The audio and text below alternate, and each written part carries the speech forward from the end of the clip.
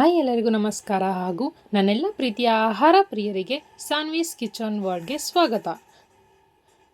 ಮಕ್ಕಳಿಗೆ ಈಗ ಹಾಲಿಡೇಸ್ ಅಲ್ವಾ, ಅವರಿಗಾಗಿ ಇಂದು ನಾನು ಮಾಡ್ತಾಯಿದ್ದೀನಿ healthy chocolate protein bars.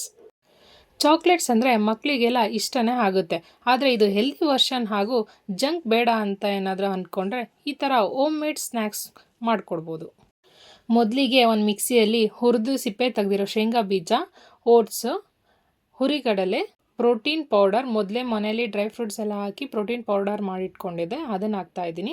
Next cocoa powder, ಸ್ವಲ್ಪ ಒಂದು 1/4 ಟೀ ಸ್ಪೂನ್ ಉಪ್ಪು, ಗ್ರೈಂಡ್ ಮಾಡ್ಕೊಳ್ಳೋಣ. ಒಂದು ಬೌಲ್ನಲ್ಲಿ ಇದನ್ನು ಹಾಕಿ ಎತ್ತಿಡಿ. ಈಗ ಅದೇ ಜಾರಿಗೆ ಖರ್ಜೂರ ಮತ್ತು ಸ್ವಲ್ಪ ಹಾಲು ಹಾಕಿ ಸ್ಮೂತ್ ಪೇಸ್ಟ್ ಮಾಡಿಕೊಂಡು ಆ ಪೇಸ್ಟ್ನ ಪೌಡರ್ಗೆ ಚೆನ್ನಾಗಿ ಮಿಕ್ಸ್ ಮಾಡಿ ಸಾಫ್ಟ್ ಡೋ ಥರ ಇರಬೇಕು. ಇನ್ ಕೇಸ್ ಅದು ಬರಲಿಲ್ಲ ಅಂದರೆ ಇನ್ನೊಂದು ಸ್ವಲ್ಪ ಹಾಲು ಕೂಡ ಹಾಕ್ಕೊಂಡು ಚೆನ್ನಾಗಿ ಒಂದು ಸಾಫ್ಟ್ ಡೋ ಥರ ಮಾಡ್ಕೊಳ್ಳಿ.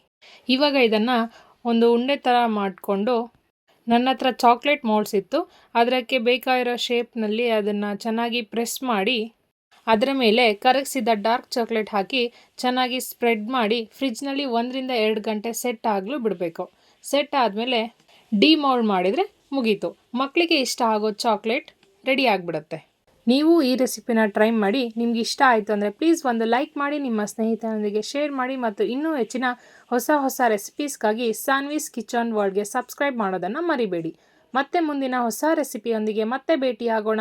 ಧನ್ಯವಾದಗಳು.